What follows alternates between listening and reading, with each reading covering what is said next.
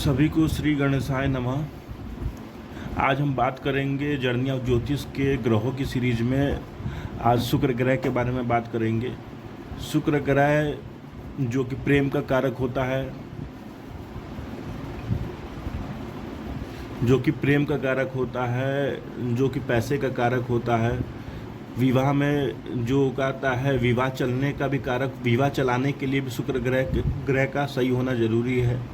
जीवन में प्रेम के लिए भी शुक्र का सही होना जरूरी है। आज इस शुक्र ग्रह के बारे में बात करेंगे। शुक्र जो है स्वराशि का होता है वृषभ राशि और तुला राशि में। वहीं पे वो मूल त्रिकोण का होता है तुला राशि। मूल त्रिकोण मतलब उच्च जैसा फल देगा। कितना तक में? 10 अंश तक के आसपास, 10 अंश के अंदर में वो मूल त्रिकोण होता है। यहाँ पे उच्च जैसा फल देगा शुक्र ग्रह। अब ये हो गया स्वक्षेत्री होगा 10 अंश से 11 अंश से 30 अंश तक। जिन्हें भी स्वक्षेत्री के बारे में ना समझ में आ रहा हो कि मैं क्या बोल रहा हूँ, तो इसके बारे में मैं आपको आगे जाके ग्रहों की सीरीज में अच्छे से स्वक्षेत्री ग्रह क्या होते हैं उसके बारे में मैं बताऊंगा आपको। अब उच्च का होता है मीन राशि में। गुरु की राशि में उच्च का होता है 27 अंश तक परम उच्च माना जाता है। 27 अंश के आसपास है तो परम उच्च माना जाता है। वही नीच होता है कन्या के 27 अंश के तक में परम नीच होता है। अब क्या ये अब ये शुक्र उच्च का गुरु की राशि में क्यों होता है? मीन राशि अंतिम राशि, मोक्ष का राशि है। मीन राशि के लोग ईमानदार प्रवृत्ति के होते हैं। यहाँ पे शुक्र आता है तो अच्छा बनाता है, चरित्र का अच्छा बनाता है। यहाँ पे शुक्र जब उच्च का आता है तो चरित्र का अच्छा बनाता है, पैसे वाला धनवान बनाता है। ऐसे लोगों पर अगर बृहस्पति, ऐसे लोग कुंडली में अगर शुक्र उच्च का है, बृहस्पति कुंडली में अच्छा है तो बहुत धनवान होते हैं, बहुत पैसे वाले होते हैं। जीवन में किसी चीज़ की कमी नहीं होती है, सुखों की कमी नहीं होती, भोग विलास की कमी नहीं होती है। इसी मीन राशि में। मीन राशि मतलब कि जहाँ 12 नंबर लिखा रहेगा, जहाँ 12 नंबर लिखा रहेगा वहाँ मीन राशि, जहाँ 6 नंबर लिखा होगा वहाँ कन्या राशि। अब कन्या राशि में वही शुक्र नीच का हो जाता है। कन्या राशि होता है परख का। कन्या राशि बिजनेस के लिए अच्छा मानी जाती है। यहाँ पे पारखी बना देता है। अब जब कन्या राशि में जहाँ पे हर चीज़ की तुलना करी जाती है, हर जगह पर परख किया जाता है। अब यहाँ पर अगर शुक्र आ जाता है, शुक्र जब यहाँ पे आ जाता है तो यहाँ पे कहता है अब जहाँ पे हमेशा तुलना करना, हमेशा कहता है परख करना, हमेशा उसकी आदत होती है। तो यहाँ पर जब शुक्र आ जाता है तो लव के मामले में बहुत परख करता है, बहुत कहता है ब्रेकअप्स करवाता है, बहुत पैचअप करवाता है, बहुत ब्रेकअप्स करवाता है। ऐसा भी देखा जाता है शुक्र जब कन्या राशि में आ जाता है। तो शुक्र कन्या राशि में आ जाता है तो बहुत ज़्यादा ब्रेकअप्स होते हैं, क्योंकि वो हमेशा अच्छा बेटर के लिए, हमेशा बेटर के ऑप्शन में रहता है। जो जातक का शुक्र नीच का होता है कन्या राशि में। कन्या राशि परख का होता है। माँ कहता है बहुत कहता है परख करने का होता है, एनालिसिस का होता है। हमेशा वो परख करता है, हमेशा अच्छे की तलाश में रहता है। इसलिए हमेशा ब्रेकअप्स होते हैं ऐसे जातक के जिसका शुक्र कन्या राशि में होता है। तो प्रेम में हमेशा ब्रेकअप्स होते हैं। अब यही शुक्र कहता है मीन राशि के यहाँ बैठ जाए तो जातक सुंदर, हाँ, धन धान्य से भरपूर, क्योंकि पहला घर आपका ये लग्न का हुआ। लग्न शरीर भी सुंदर होगा, बात करने में आकर्षित होता है। ऐसे जातक बहुत जल्दी किसी को भी आकर्षित कर लेंगे जिसका यहाँ पे मीन राशि का शुक्र है। विपरीत लिंग को बहुत जल्दी आकर्षित करता है, चाहे लड़की का हो चाहे लड़की के। यहाँ पे मीन राशि का शुक्र बैठ जाए तो विपरीत लिंगी बहुत जल्दी आकर्षित होते हैं। हालांकि कुंडली में और भी कई चीज़ों को देखना पड़ेगा, गुरु की भी पोजीशन देखनी पड़ेगी और भी कुछ चीज़ों को देखना पड़ेगा, उसके बाद ही पूरा। लेकिन मोटा ये बताया जा सकता है कि उच्च का शुक्र जो कि मीन राशि का शुक्र यहाँ पे 12 नंबर लिखा जाए, यहाँ पे 12 नंबर आ जाए तो यहाँ पे अगर शुक्र बैठ जाए, यहाँ पर अगर शुक्र बैठ जाए तो ऐसा जातक बहुत आकर्षक होता है, धन धान्य से परिपूर्ण होता है, सारे सुखों का कहता है भोग विलास का सारा सुख मिलता है इसे। जीवन में किसी चीज़ की कमी नहीं होती ऐसे लोगों को। यहीं पे अगर कहता है 6 नंबर लिखा जाए, कन्या राशि का शुक्र हो जाए, नीच का शुक्र आ जाए, नीच का शुक्र आ जाएगा तो आकर्षण में कमी आ जाएगी, हो जाएगी। कहीं न कहीं चरित्रहीनता भी आ जाती है। हालांकि अगर बुध से राशि परिवर्तन कर लिया, बुध तुला राशि में आ जाए शुक्र के, या फिर वृषभ राशि में बुध आ जाए और राशि परिवर्तन हो जाए तो कुछ कहता परिणाम में काफ़ी कमी हो जाती है। काफ़ी कमी और फिर बदल हो जाता है, परिणाम थोड़े अलग दिखते हैं। अब यही शुक्र अगर नीच का यहाँ पर बैठा रहता है तो जातक को बहुत लोग जज भी करते हैं। ऐसे लोगों को जज करता है। जातक खुद भी कहता है, लव के मामले में बहुत कंफ्यूज होता है, हमेशा वो बेटर की तलाश करता है। इसी के चक्कर में हमेशा कहता है बदनामी भी होती है इसकी। यहीं पे शुक्र अगर मीन राशि का उच्च का आ जाए तो जातक परिवार में सबसे सुंदर होता है।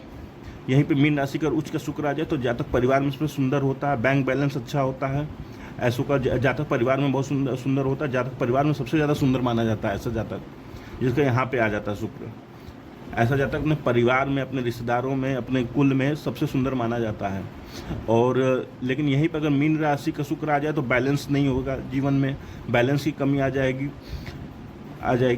मुंह के पास थोड़ा भद्दापन भी आ सकता है।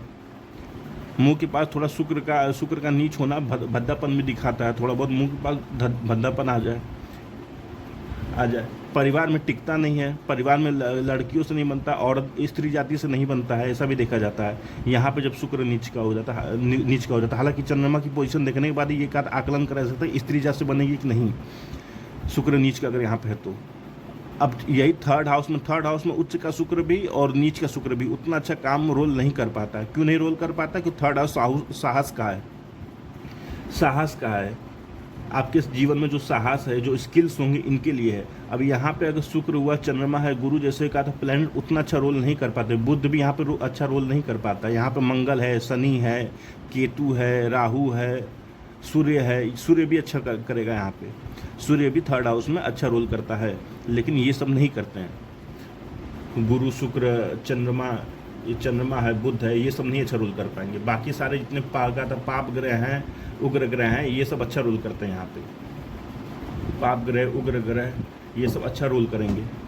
अब यहाँ पे शुक्र अगर उच्च का हो जाए तो जातक ये दिखाता है कि शुक्र यहाँ पे उच्च का हो तो जातक हर काम को आराम से करता है।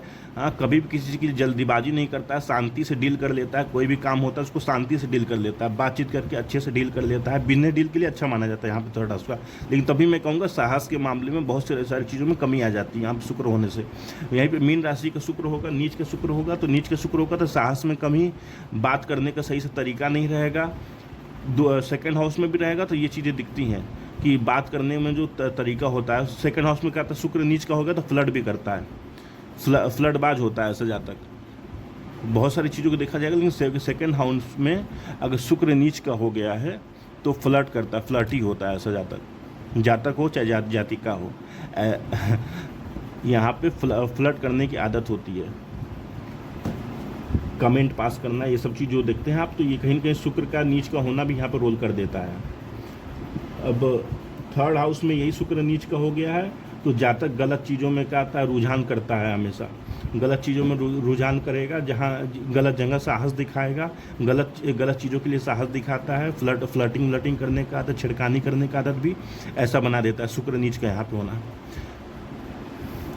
शुक्र उच्च का चौथे भाव में अच्छा माना जाता है, शुभ माना जाता है। यहाँ पे शुक्र अगर उच्च का है चौथे भाव में तो जातक को धन, संपदा, वैभव, मकान, ये सब कुछ प्राप्त होता है। ये माँ का सुख बहुत अच्छा मिलता है। माँ बहुत सुंदर होती है ऐसे जातक की माँ बहुत सुंदर होती है। शुक्र उच्च का यहाँ पे बैठा रहता है तो माँ बहुत सुंदर होती है ऐसे जातक की। यही शुक्र नीच का हो गया तो माँ के सुख में कमी, कहीं न कहीं कुछ और भी चीज़ें होती हैं जो कि यहाँ पे बताया नहीं जा सकता। अब फोर्थ हाउस में शुक्र नीच का हो गया है तो बहुत सारी चीज़ों में कमी आ जाती है। वहाँ मकान का सुख नहीं मिलेगा, वाहन का सुख नहीं मिलेगा, भूमि का सुख नहीं रहता है। ऐसे जातक को मन हमेशा अशांत रहेगा, हमेशा कहीं न कहीं खूबसूरती को लेकर दूसरों से कंपेयर करना भी, ये सब यहाँ पे दिखता है कि फोर्थ हाउस में अब शुक्र है तो माँ से संबंध अच्छा नहीं बनेगा। फिफ्थ हाउस में अगर शुक्र उच्च का बैठ गया है तो जातक मेकअप लाइन में, इंटीरियर लाइन में, इन सब चीज़ों में बहुत अच्छा नॉलेज रखता है। ऐसा जातक डेकोरेशन के मामले में बहुत अच्छा नॉलेज रखता है। यहीं पर शुक्र अगर यहाँ पर बैठा है तो यहाँ पर भी उच्च का बैठा है तो यहाँ पर भी क्या था, स्किल्स अच्छे हो जाते हैं उसके, डेकोरेटिव हुए, इंटीरियर के हुए, इन सब चीज़ों में स्किल्स अच्छे हो जाते हैं। 5th हाउस में शुक्र उच्च का बैठा है तो यहाँ पर भी डेकोरेशन में बहुत अच्छा नॉलेज हो जाता है उसको।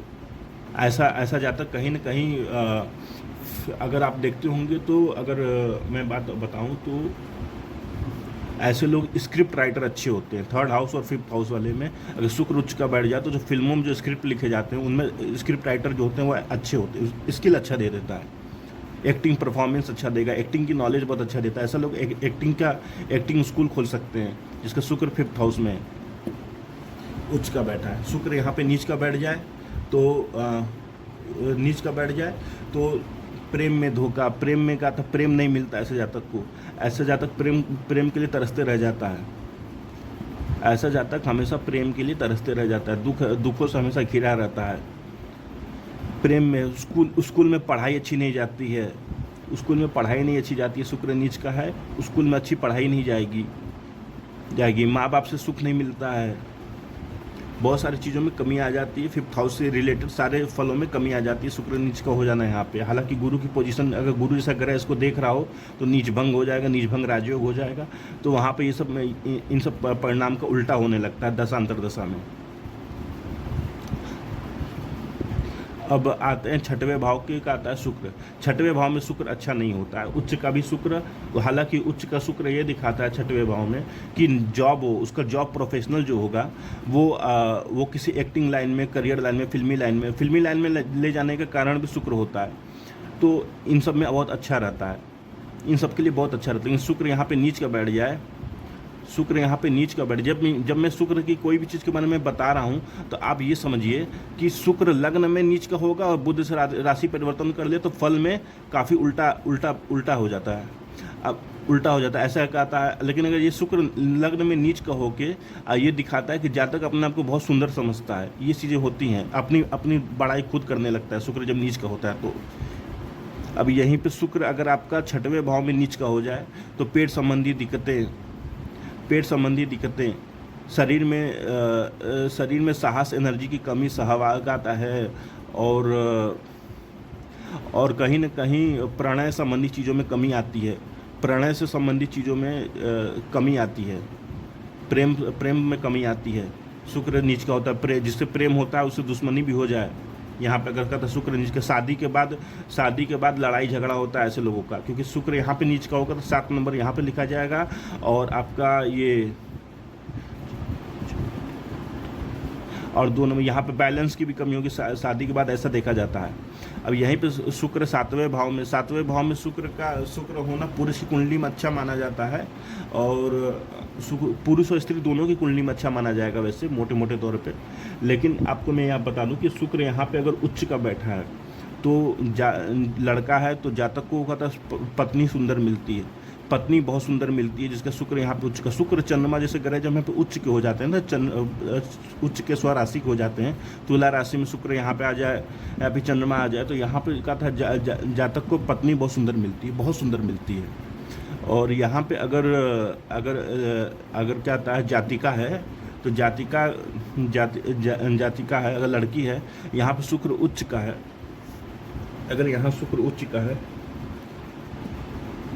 उच्च का है तो ये जातक कहता है विवाह में ऐसे जातिका को कहता है जो पति मिलता है बहुत ही लॉयल होता है। अगर लड़की है तो यहाँ पर अगर शुक्र उच्च का हो जाए तो ऐसे जातक को कहता है जो पति होता है वो बहुत लॉयल मिलता है। यहाँ पर भी 5th हाउस में शुक्र उच्च का बैठा होता तो कहता बॉयफ्रेंड जो होता है या फिर गर्लफ्रेंड हुआ बहुत लॉयल मिलती है। ये शुक्र लॉयल्टी का भी कारक होता है उच्च का, जब मीन राशि में आ जाता है शुक्र तो लॉयल्टी का भी कारक होता है। अब ये 8वें भाव में यही शुक्र आपका 8वें भाव में यही शुक्र आपका ये दिखाता है ससुराल पक्ष बहुत अच्छा दिखाएगा। शुक्र उच्च का हो गया है, ससुराल से बहुत अच्छा धन भी मिलता है ऐसे लोगों को, ससुराल से बहुत अच्छा सपोर्ट मिलता है, फाइनेंशियल सपोर्ट बहुत अच्छा मिलता है ऐसे लोगों को, बहुत कुछ मिलता है ससुराल की तरफ से। 8वां भाव आपका अचानक धन लाभ का भी है, यहाँ पे शुक्र उच्च का होना धन लाभ होता है। हालांकि 6वें 8वें 12वें में शुक्र और बुध जैसे प्लैनेट ये दिखाते हैं, शुक्र और बुध जैसे प्लैनेट ये दिखाते हैं कि शुरुआत में बहुत स्ट्रगल होता है, होता है, गरीबी थोड़ी सी दिखती है, लेकिन उच्च का हो जाए तो थोड़े परिणाम में अलग हो जाते हैं। उच्च का हो जाए यहाँ पे शुक्र, तो नौकरी करने में, छठवें भाव में शुक्र उच्च का हो गया है तो नौकरी करके अपनी अपने जीवन की दशा दिशा बदल देता है वो नौकरी करने में। और वहाँ पे नौकरी करते समय जॉब में भी ट्रू लव मिल सकता है, ऐसा भी देखा जाता है। यही नीच का हो जाए तो जातक को पैसे लेने, कर्जा लेने, कर्जदार बना देता है। यहाँ पर भी शुक्र नीच का हो गया है तो जातक हमेशा कर्जे में फंसा रहता है। ससुराल पक्ष से हमेशा कहता है बेइज्जती होती है, शादी हो गई हो, शादी ना होती, अधिकतर तो शादी नहीं होती शुक्र नीच वालों में, लेकिन शादी हो जाती है तो कहता है पैसों के लिए बहुत तरसता है, बहुत परेशान होता है। ऐसे लोग पैसों के लिए बहुत परेशान होते हैं, लेकिन होते हैं। शुक्र अगर उच्च का बैठा है तो यहाँ पे अचानक धन लाभ होता है, अकस्मात धन लाभ होता है। यहाँ पे तुला राशि का भी शुक्र 10 अंश तक में है, मूल त्रिकोण अपनी मूल त्रिकोण राशि में है, तो यहाँ पर भी धन लाभ करेगा। स्वक्षेत्री का तो उतना अच्छा नहीं। अब नवम भाव में शुक्र होता है तो शादी के बाद भाग्य भी बदलता है ऐसे लोगों का शादी के बाद, पुरुष है तो शादी, उच्च का शुक्र है यहाँ पे, तो शादी के बाद भाग्य बदलता है। भाग्य को क्या बोलते हैं कि भाग्यवान लक्ष्मी की प्राप्ति होती है नवम भाव में अगर शुक्र यहाँ पे उच्च का बैठा है। पिता से मिलने वाले सुखों में कमी आ जाती है, पिता से मिलने वाली का जो सुख होते हैं। हालांकि नवम भाव जो कि पिता से मिलने वाला भाग्य है, भाग्य जो जातक का खुद का भाग्य है और जो पिता से मिलने वाला भाग्य है उसे भी नवम भाव ही कहा जाता है। अब यहाँ पर शुक्र अगर बैठ जाता है तो कहीं ना कहीं पिता से जो मिलने वाला भाग्य है उनमें थोड़ा सा कम या ज़्यादा हो सकता है, लेकिन तब भी जातक को अच्छा खासा प्रॉपर्टी मिलता है पिताजी से तभी जातक को आज प्रॉपर्टी मिलता है। डिपेंड करता है यहाँ पे शुक्र उच्च का बैठा है, शुक्र नीच का बैठा है, स्व राशि का बैठा है, किस राशि का बैठा है, ये भी इस बात पे निर्भर करेगा। शुक्र अगर नीच का हो गया है तो जो पिता से मिलने वाला धन का जो संपत्ति था इनमें बहुत कमी आ जाती है। पिता से धन नहीं मिलता ऐसे जातक को, बहुत कम धन मिलता है, ना के बराबर धन मिलता है यहाँ पे। अब आते हैं 10वें भाव में। 10वें भाव में शुक्र उच्च का बैठ जाए तो ऐसा जातक एक्टिंग करियर में बहुत अच्छा परफॉर्म करेगा। एक्टिंग लाइन से जुड़ सकता है, इंटीरियर लाइन हुआ, कॉस्मेटिक लाइन हुआ, जितना भी डेकोरेटिव लाइन होता है उनमें अच्छा परफॉर्म करता है, उसमें अच्छा कमाता है, उसमें अच्छा लाइफ उसकी करियर चलता है, बिजनेस बहुत अच्छा कर लेता है। ऐसे में यहीं पर शुक्र नीच का हो जाए तो शुक्र नीच का यहाँ पे हो जाएगा तो जातक को देखिए शुक्र जहाँ भी नीच का होता है तो चरित्रहीन बनाता है। अब अपने कार्यस्थल में छेड़खानी करता है ऐसा जातक शुक्र नीच का हो गया है तो कार्यस्थल में अपने जाके छेड़खानी करता है, फ्लर्ट करता है, इन सब चीज़ों के कारण बदनाम भी होता है। शुक्र नीच का होना बदनाम करता है, क्योंकि नीच का जब होता है तो कैलकुलेटिव हो जाती है। अब आपकी तुला राशि बहुत बात है कैलकुलेटिव होती है, कन्या राशि बहुत ही ओवर कैलकुलेटिव होती है, कैलकुलेशंस का कारक होता है, इसमें ओवर कैलकुलेटिव होती है। यहाँ पर क्या आता है शुक्र आ जाता है प्रेम जैसा, जब प्रेम का कारक हुआ आपके जीवन में, विवाह का कारक हुआ, प्रेम का कारक हुआ, पति पत्नी का कारक हुआ, कारक ग्रह, ऐसा ग्रह अगर यहाँ पे आ जाता है, कन्या राशि में आ जाता है तो यहीं पर शुक्र बहुत नीच परिणाम देता है, चरित्रहीन बना देता है, समाज में मान सम्मान की कमी हो जाती है।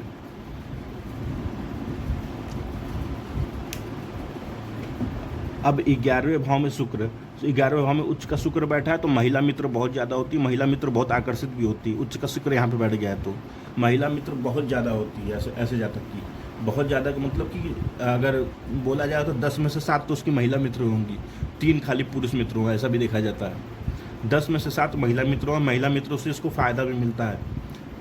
लव के मामले में बहुत अच्छा रहता है जातक, जिसको बोलते हैं वैसे तो नहीं बोलना चाहिए सब, लव स्कोर का मामले में भी बहुत अच्छा रहता है।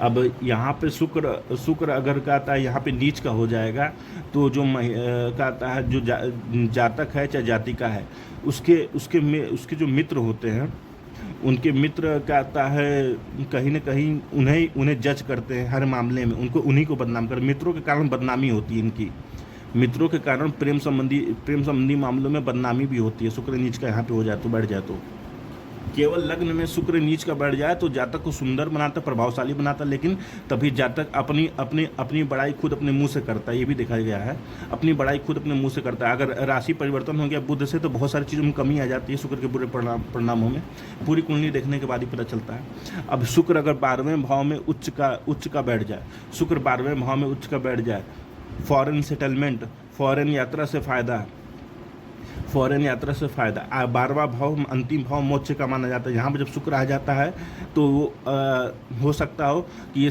जैसे कि बोला जाता है कि 7 जन्मों को जो शादी का बंधन होता है वो 7वां जन्म आखिरी जन्म, ऐसा भी देखा गया है।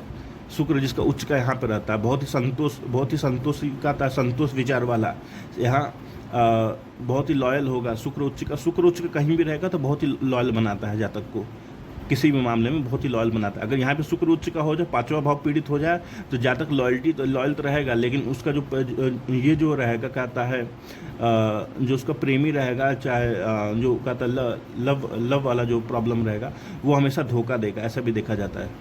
अब शुक्र उच्च का यहाँ पे 12वें भाव में बैठ जाता है तो जातक को बहुत सारी चीज़ें, फॉरेन जितना टूर करेगा उतना फ़ायदा कमाता है, टूर से बहुत ज़्यादा कमाता है, टूर एंड ट्रेवल से भी बहुत अच्छा कमा लेता है ऐसा जातक।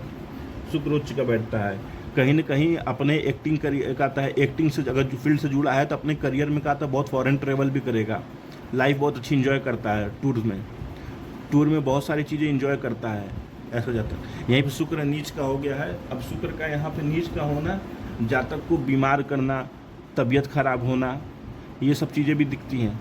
शुक्र अगर 5, 6, 8, 12 में आ जाता है तो जातक बीमार होना, तबीयत खराब होना, नीच का होना, जातक हमेशा नुकसान होना, हमेशा लड़की पक्ष के कारण, हमेशा लड़कियों के कारण, घर में जो लड़कियां हैं उनके कारण अधिकतर नुकसान होना इनका, ये सब लगा रहता है। लव के मामले में हमेशा बेवकूफ़ बनते हैं ऐसे जातक।